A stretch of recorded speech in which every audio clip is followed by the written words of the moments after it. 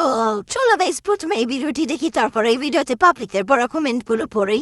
तो चलिए शुरू करते हैं। কেউ নাই তার হাত আছে কবিতাটা ঠিক টানা বলতে পারলাম না। লিজেন্ড হলে বিপদে আছি। হ্যাঁ তো যাক ব্যাখ্যা হোক আর যাই হোক, যার কেউ নাই তার হাত আছে, এটা হলো সবচেয়ে বড় কথা। এই মাত্র হাতের কাজটা করলাম 1:47। আমরা এমন পিচ্ছি ছিলাম যারা হাতের কাজ নেই স্কুলে পরীক্ষা দিতে যেতাম। আমি পাশা কথা বললে তা সামাজিক থাকে না, সেটাও সামাজিক হয়ে যাবে। ভাষা কাউকে থ্রেট দেয় না, ভাষার আওয়াজই একটা থ্রেট।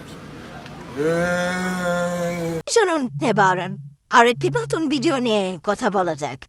এই ভিডিওটা সত্যি খুব দারুণ একটা ভিডিও হতে চলেছে।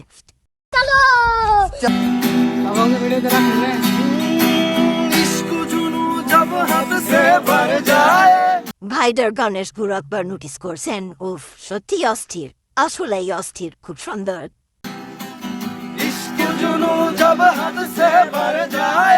শিল্পী কেনা শিল্পকে দেখ,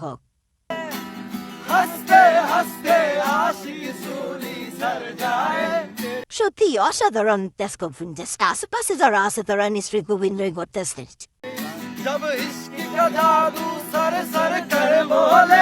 ওনার গানটা আপনাদের যদি ভালো লাগে তাহলে অবশ্যই একটা লাইক দিয়ে সমর্থন জানাবেন।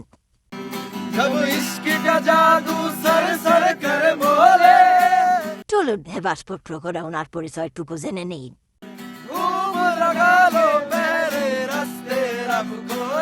টিকটপের সময় নামক একটি আইডি থেকে বলা হচ্ছে এটা নাকি পুলির জামাই কুলিটাকে, সেটা উনি ভালো জানেন। সম্পর্কে নাকি সময় আপুর আঙ্কেল হচ্ছেন। তো যাই হোক, এত সুন্দর একজন ব্যক্তি যিনি গান করেন, আমার বিশ্বাস ভবিষ্যতে কখনো সামনে আসলে উনি সেবে দিবেন না গান না শুনে। সত্যি অসাধারণ একটা কণ্ঠ। ওনার আঙ্কেল উনি নিশ্চয়ই এবার গান শোনার একটা সুযোগ পাবে ওনার কণ্ঠ থেকে।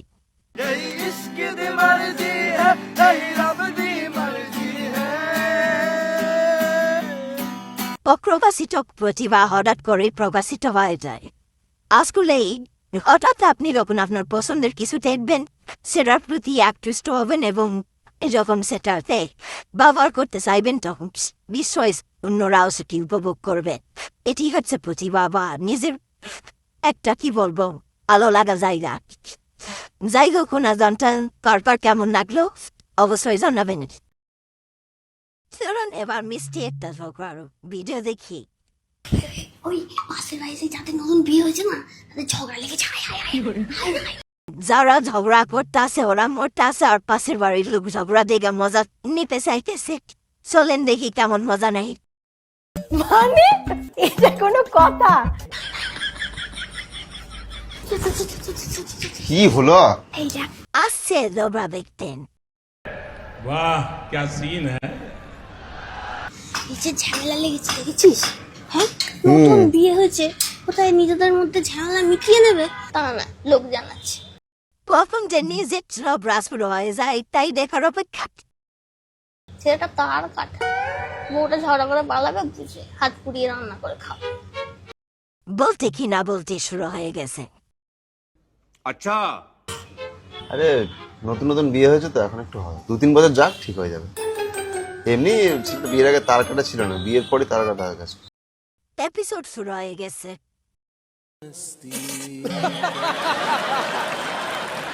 বিয়ের পর এমনি ছেলেদের একটু তার কেটেই যায়।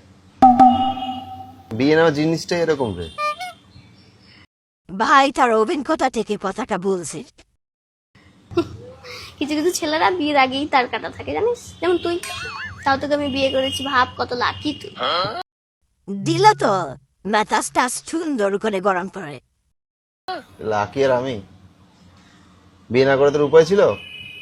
আমার তো শান্ত ভদ্র হ্যান্ডসাম ছেলে এলাকা খুব কমই আছে, ঠিক আছে? আসলেই কিন্তু মেয়েরা এটা স্বীকার করতে চায় না। নিচের ঢাক নিজেই পেটাচ্ছে, তাও যদি আবার আমি কিছু না জানতাম। এভাবে অপমান করার চেষ্টা করতেছে। বিয়ের আগে তো চা করতে গিয়ে রান্নাঘর খুঁজে পেতিস না, আমি না থাকলে বিস্কুট ভিজিয়ে খেয়ে বেঁচে থাকতিস। এরকম সুন্দর করে মিষ্টি করে জবরে করতে পারে এবং মেয়ে থাকলে কমেন্টে জানান।